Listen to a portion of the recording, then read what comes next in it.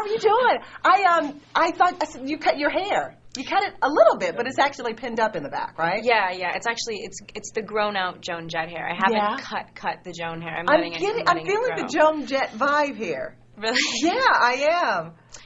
It's probably it's a drastic color to have. Right. My hair's never my hair. You know what I mean? It's always for like a part. It's a weird thing because hair is so defining as well. Right. It's been a while since you and I first met. We were doing the junket for Twilight. Mm-hmm. What is the biggest part of your life that has changed since then? My life has completely changed since then. I mean, besides the fact that I'm more busy, I'm suddenly I'm doing something that I normally did sort of intermittently, all the time.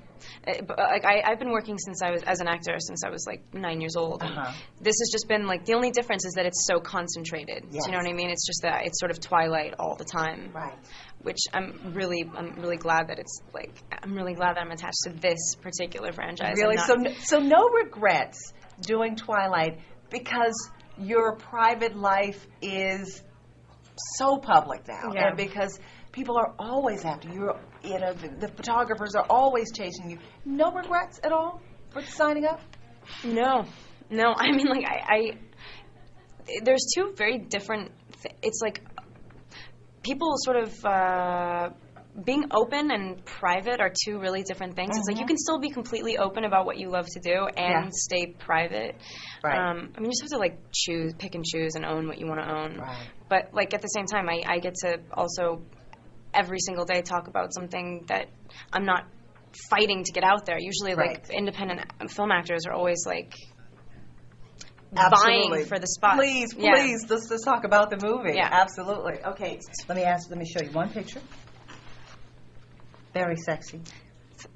That's me and Rob. That's you and Rob. Now, I'm not going to ask you the question that everybody asks because I know you value your privacy. I do. But do you ever think that photos like this or vague answers kind of fuel the rumors and that people want to see you together so badly because there's such a good chemistry between you two? Sure.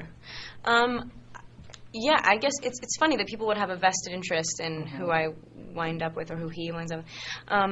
I think that if I were to answer any question, and I'm sure that this even, like the way I'm answering this is tipping one side, ooh, this is obvious that I'm sure that like people will take from this what they will and whatever.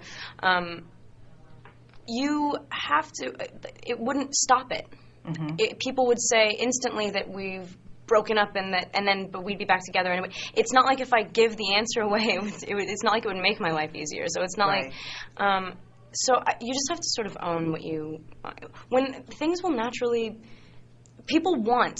Right. And I understand, especially when you have two characters that are so coveted like this. I get it, but I'm going to protect myself. Yeah, that's good. And it's good that you are at a point where you feel, it feels like you feel that you have kind of owned this space, owned all this craziness, and you're a little bit more comfortable with it in terms of all the attention that's around you all the time. Am I reading that right? Yeah, definitely. I had, when I first started, I was so obsessed and concerned about, like, coming across, I didn't want to be insincere, so I didn't want to say the most obvious cliche thing. I didn't, instead of just saying, this is something that I put my heart and soul into, I love it, I thought that would come across fake, so I tried to be more thoughtful, and, like, you just have to, I have definitely grown more comfortable doing this. Right.